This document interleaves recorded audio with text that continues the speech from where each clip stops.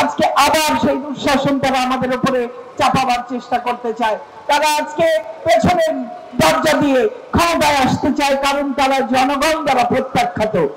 এই অতন্ত্রের প্রহরে দায়িত্ব পালন করতে হবে।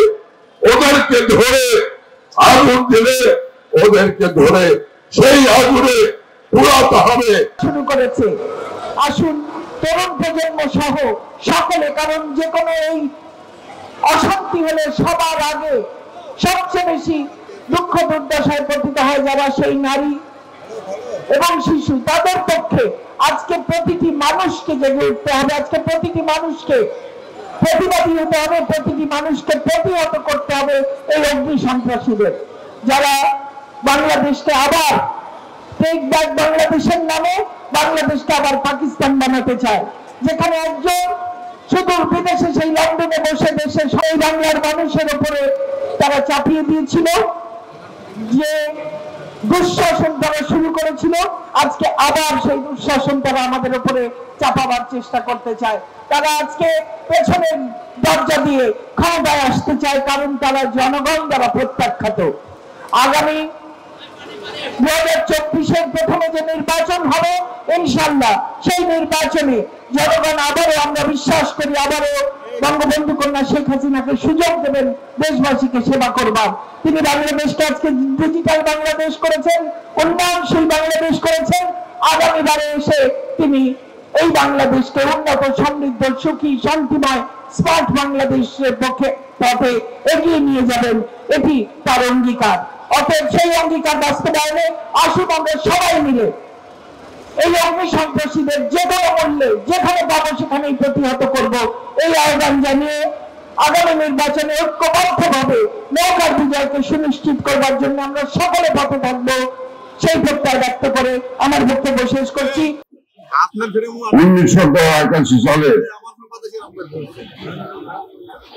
যে হত্যাকাণ্ড ঘটেছিল, সেই হত্যাকাণ্ড একটি কারণেই জিয়াউর রহমান করেছিল, সেটি হল তার ক্ষমতাকে, তার লক্ষ্যকে, তার ক্ষমতার মোহকে বাস্তবায়ন করার জন্য সেখানে হত্যাকাণ্ড করেছিল। ক্যান্টনমেন্টের অভ্যন্তরে প্রতি রাতে সারা দেশে কারফিউ জারি করে আমরা রাতে বেলায় গুলির শব্দ পেতাম। ক্যান্টনমেন্টে প্রতিনিয়ত সামরিক মুক্তিযোদ্ধা, সামরিক অফিসারদেরকে হত্যা করা হতো।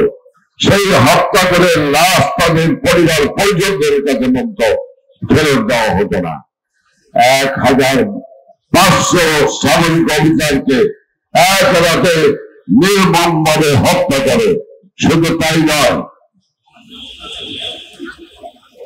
বিমান বাহিনীর ভিতরে বিমান বাহিনীর ঊর্ধ্বতন কর্মকর্তাকে নির্মমভাবে হত্যা করলো এই জিয়াউর রহমান, এবং সেই হত্যার পরে মাত্র 17 জন বিমান বাহিনীর ঊর্ধ্বতন কর্মকর্তা জীবিত ছিল, আর সব মেরে বিভাগ করে দিয়েছিল এই জিয়াউর রহমান।